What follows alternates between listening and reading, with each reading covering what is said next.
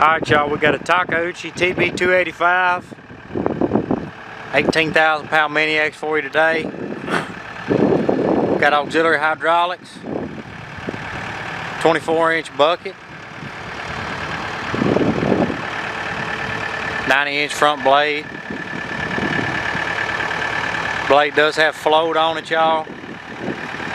This is a cab machine, but the door glass is busted out, as y'all can see. Door frame is still there, just need the glass. The front windshield is everything is in there. You will need this piece if you want to complete the cab. Cannot read the hours. 66 horsepower, YANMAR diesel, 18-inch tracks.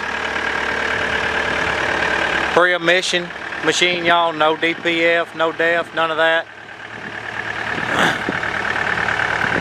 Got a 2-speed on it, boom swing. Runs and operates like it's supposed to, y'all.